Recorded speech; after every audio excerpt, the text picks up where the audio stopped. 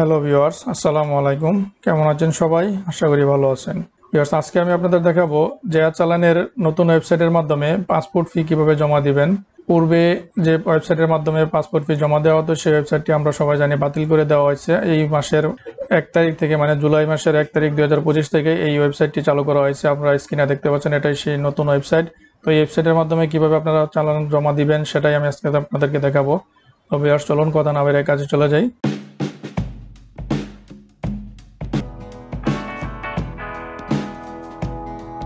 তো এই ওয়েবসাইটে যাওয়ার জন্য আপনি যে কোনো ব্রাউজার থেকে লিখবেন হচ্ছে চালান.gov.bd, এটা লিখে এন্টার করবেন।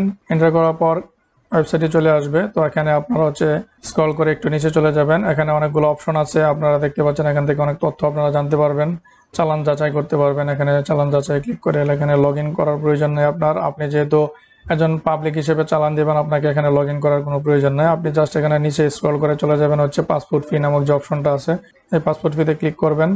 সিস্টেমটা তেমন কোনো কিছু পরিবর্তন হয় নাই, মূলত আগের মধ্যে আছে, শুধুমাত্র ইন্টারফেসটা একটু চেঞ্জ হয়েছে, দেখতে অন্যরকম লাগে, এটাই আর কিছু না। সেম আগের মতো এখানে যে আবেদনের প্রকৃতি নির্বাচন করবেন। ধরেন আপনি যদি 48 পেজের দিতে চান, এই ই পাসপোর্ট 48 পৃষ্ঠার, তারপরে হচ্ছে 64 পৃষ্ঠার যেটা আপনি করতে চাচ্ছেন, এখান থেকে সেটা সিলেক্ট করবেন। এখানে 4টা অপশন আছে, একটা হচ্ছে 48 পাতার, 64 পাতার, তারপর একটা হচ্ছে ফি অ্যাডজাস্টমেন্ট। এটা আপনারা অনেকে জানেন যে আপনি যদি এটা চালান দিয়ে থাকেন, ধরেন 4025 টাকার, আপনি এটার সাথে আরো অ্যাড করে এটাকে আপনি 10 বছর মেয়াদি করতে চাচ্ছেন, তাহলে এই ক্ষেত্রে আপনি এই অপশনটা ইউজ করে আপনি এখান থেকে আপনার হচ্ছে পাসপোর্ট ফিটা 5 বছর থেকে 10 বছর করে নিতে পারবেন। মানে পূর্বের 5 বছরের ফির সাথে আপনি বাকি টাকাটা যোগ করে আপনি 10 বছরের মেয়াদি করে নিতে পারবেন। এইভাবে যে কোনো চালান এখান থেকে আপনি অ্যাডজাস্টমেন্ট করতে পারবেন। আর 4 নাম্বারটা হচ্ছে আপনার ইস্যু ফি আছে অ্যাডজাস্টমেন্ট 64 পাতার যদি আপনি করে থাকেন, তাহলে এটা এই জন্য আপনারা এটা সিলেক্ট করবেন। তো আমি নর্মালি আপনার হচ্ছে 48 পাতার একটা দেখাইলাম, এই যে 48 পাতা আমি সিলেক্ট করলাম। নির্বাচন হচ্ছে বিতরণের প্রকৃতি, আমি কোন ধরনের পাসপোর্ট নিব সেটা আমরা এখান থেকে সিলেক্ট করে দেবো। ধরেন 5 বছর মেয়াদি সাধারণ পাসপোর্ট 21 কর্মদিবস, এখানে 10 বছর মেয়াদি সাধারণ পাসপোর্ট 21 কর্মদিবস। এটা আপনারা দেখে আপনার যেটা প্রয়োজন আপনি সেই অপশনটা সিলেক্ট করবেন। ধরেন আমি 10 বছর মেয়াদি 21 কর্মদিবস সেটা আমি নেব, এটা আমি সিলেক্ট করলাম। সাথে সাথে দেখেন টোটাল টাকার পরিমাণটা এখানে চলে আসছে 5,750 টাকা। এখানে 5,000 টাকা হচ্ছে মূল টাকা, ব্যাট 15%, 750 টাকা টোটাল ব্যাট, সব মিলে 5,750 টাকা। তো দেওয়ার পর আপনার স্ক্রল করে নিচে চলে যাবেন। এখানে হচ্ছে জাস্ট এই পরবর্তী ধাপ, এটাতে ক্লিক করবেন। দেওয়ার পর আপনি হচ্ছে একটু নিচে যাবেন। এখানে আপনি প্রথমে হচ্ছে জাতীয় পরিচয়পত্র আছে, জন্ম নিবন্ধন আছে, টিন আছে, অন্যান্য আছে, 4টা অপশন এখানে দেওয়া আছে। আপনি যে কোনো একটা অপশনের মাধ্যমে চালানটা দিতে পারবেন। জাতীয় পরিচয়পত্র সিলেক্ট করা থাকা অবস্থায় যদি হয়, তাহলে আপনি এখানে এনআইডি নাম্বারটা দিবেন, জন্ম তারিখ দিবেন, দিয়ে এটা এখান থেকে ভেরিফাই করবেন এই চেক এনআইডিতে।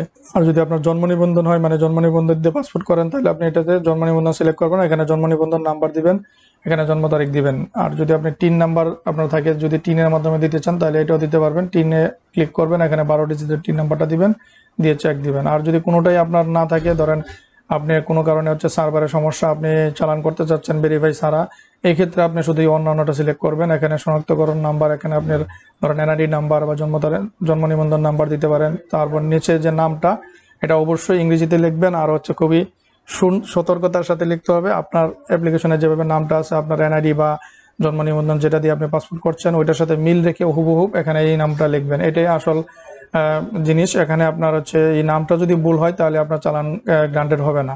তো এটা এখানে যদি অন্যান্য দিয়ে লেখেন, তাহলে অবশ্যই আপনার এখানে সতর্কতার সাথে এটা ফিল আপ করতে হবে। আর ঠিকানাটা আপনার ঠিকানা লিখে দিবেন। বাকি এস সবগুলো একই সিস্টেম, আপনি এভাবে ফিল আপ করতে হবে। তো চেষ্টা করবেন আপনারা জাতীয় পরিচয়পত্র অথবা জন্ম নিবন্ধন নাম্বার যে কোনো একটা ভেরিফাই করে আপনারা চালানটা দেওয়ার জন্য। তো এই ক্ষেত্রে ভুল হওয়ার সম্ভাবনা খুব কম থাকে। আর যদি অন্যান্য সিলেক্ট করে দেন, তাহলে আপনার ভুল হওয়ার সম্ভাবনাটা একটু বেশি থাকে। ধরেন আপনি এখানে নামটা টাইপ করতে গিয়ে যদি কোনো ভুল করেন, সেক্ষেত্রে আপনি ঝামেলায় পড়ে যাবেন। তো এখানে আমি আপনাদের একটা জাতীয় পরিচয়পত্র নাম্বার এখানে দিয়ে আপনার ভেরিফাই করে দেখাচ্ছি যে কিভাবে ভেরিফাই করবেন। এখানে জাতীয় পরিচয়পত্র নাম্বার, জন্ম তারিখ দিয়ে নিচে ক্যাপচারটা দিয়ে দেবে। এখানে নিচে যেভাবে আছে লেখাটা সেম হুবহু এইভাবে দিতে হবে। দিয়ে জাস্ট এখানে যে চেক এনআইডি, এটাতে ক্লিক করবেন। যখন এখানে চেক দিবেন, তখন আপনার বাংলা লেখা আসবে। এখানে জাস্ট এনআইডি তথ্য সফলভাবে সংগ্রহ করা হয়েছে, এরকম একটা এসএমএস দিবে আপনাকে। দেওয়ার পর আপনি হচ্ছে এখানে যে মোবাইল নাম্বারটা, এই মোবাইল নাম্বারটা এখানে দিয়ে দিবেন, আপনার যে মোবাইল নাম্বার দিয়ে। তারপর হচ্ছে এখানে অর্থ পরিশোধের ধরনের মধ্যে আপনি গিয়ে হচ্ছে আপনার যে মাধ্যমে আপনি টাকাটা জমা দিতে চাচ্ছেন সেটা আপনি সিলেক্ট করবেন। ধরেন অনলাইন ব্যাংকিং আছে, মোবাইল ব্যাংকিং আছে, কার্ড পেমেন্ট আছে, সেলফ ফিল আপ এবং ওটিসি এগুলো আছে। আপনি ব্যাংক কাউন্টারে জমা দিতে চাইলে এখানে আপনার এইটা সিলেক্ট করে আপনি জাস্ট সংরক্ষণ করে আপনি প্রিন্ট আউট নিয়ে ব্যাংকে গিয়ে টাকা জমা দিতে হবে। তো আমরা যদি অনলাইনে দেই, মানে আপনি নিজেরটা নিজে দেন, তো এই ক্ষেত্রে আপনি হচ্ছে অনলাইন ব্যাংকিংয়ে দিতে পারেন। এখানে কোন কোন ব্যাংকের মাধ্যমে দিতে পারবেন এই লিস্ট এখানে আছে, আপনারা দেখতে পাচ্ছেন। এই ব্যাংকের এখান থেকে যতগুলো লিস্ট আছে, যে কোনো একটা ব্যাংকের মাধ্যমে আপনি যেখানে আপনার অ্যাকাউন্ট আছে, আপনার অনলাইন ব্যাংকিং চালু আছে, ওইটা সিলেক্ট করে আপনি পেমেন্ট দিতে পারবেন। আর যে সিলেক্ট করে জাস্ট এখানে সংরক্ষণে ক্লিক দিবেন। আর যদি মোবাইল ব্যাংকিং এর মাধ্যমে দিতে চান, ধরেন বিকাশ, রকেট, নগদ, এগুলো যে এখানে মোবাইল ব্যাংকিং সিলেক্ট করবেন, এখানে বিকাশ, নগদ, তারপর রকেট এগুলোর মাধ্যমে দিতে পারবেন।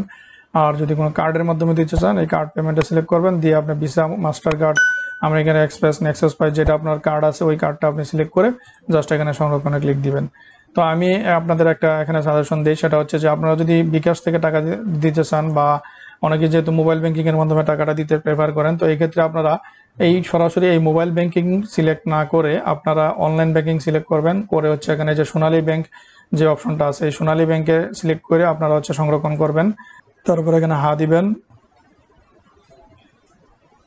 দেওয়ার পর দেখেন এখানে আপনার অলরেডি চলে আসছে, এখানে আপনার নাম, তারপর হচ্ছে আপনার চালান নাম্বারটা আপনি এখানে পেয়ে যাবেন, আমি মোবাইল নাম্বার সবকিছু এখানে পাবেন। তো আমি এখানে এটা বলার কারণ হচ্ছে, আপনি এই মাধ্যমে যদি দেন, আমি যেভাবে সিস্টেমটা দেখাচ্ছি, যদি বিকাশের মাধ্যমে দিতে চান, আপনি এখানে সবচেয়ে সুবিধাজনক ব্যাপার হচ্ছে যে আপনি এখানে চালান নাম্বারটা অগ্রিম পেয়ে যাবেন। মানে হচ্ছে আপনি পেমেন্ট না করার আগে এখানে যে ইনভয়েস নাম্বারের যে অপশনটা, এখানে যে সংখ্যাগুলো আছে, এটি আপনার চালান নাম্বার, এটা আপনি কপি করে রেখে দিবেন অন্য একটা ব্রাউজারে বা আপনার মোবাইলে।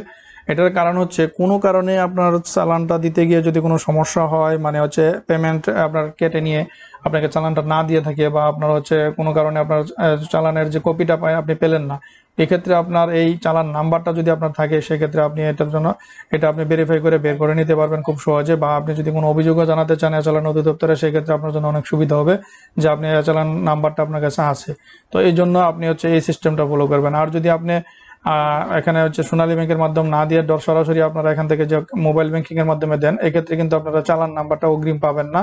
এক্ষেত্রে আপনারা যদি ধরেন আপনি বিকাশ সিলেক্ট করে দেন, তাহলে আপনারা হচ্ছে সরাসরি আপনাকে পেমেন্টে নিয়ে যাবে, আপনাকে কোনো অপশন দেখাবে না যে আপনার এরকম চালানের অপশন কিন্তু আপনি পাবেন না চালান নাম্বারের। তো এক্ষেত্রে একটু রিস্কি থাকে, যদি কোনো কারণে ফেল মারে তখন কিন্তু আপনি চালান নাম্বারটা পাবেন না। তো এই জন্য আমি সবাইকে বলবো, যারা হচ্ছে মোবাইল ব্যাংকিং এর মাধ্যমে দিতে চান, তারা আপনার সোনালী ব্যাংকের এই গেটওয়েতে আসবেন। আসার পর এখানে যে মোবাইল ব্যাংকিং নামক অপশনটা আছে, এটাতে সিলেক্ট করবেন। দেখবেন এখানে মোবাইলের যত ব্যাংকিং আছে, যে নগদ, উপায়, তারপর বিকাশ, এগুলো সবকিছু এখানে চলে আসে। তো এখান থেকে আপনারা বিকাশ সিলেক্ট করে আপনারা পেমেন্টটা দিয়ে দিতে পারবেন। তো ভিউয়ার্স, এইভাবে আপনি ঘরে বসে আপনারা চালান দিতে পারবেন, আপনার পাসপোর্ট করার জন্য যে ফিটা জমা দিতে হয়। তো ভিউয়ার্স, এইভাবে আপনি ঘরে বসে আপনার পাসপোর্টের ফি জমা দিতে পারবেন, এবং নিজে নিজেই সেই ফিটা দিয়ে আপনারা হচ্ছে পাসপোর্ট অফিসে জমা করতে পারবেন। আশা করি আপনারা ভিডিওটি থেকে উপকৃত হবেন। যদি উপকৃত হয়ে থাকেন, তাহলে অবশ্যই আমার ভিডিওটিকে লাইক, কমেন্টস এবং শেয়ার করবেন, আর আমার চ্যানেলটিকে সাবস্ক্রাইব করবেন।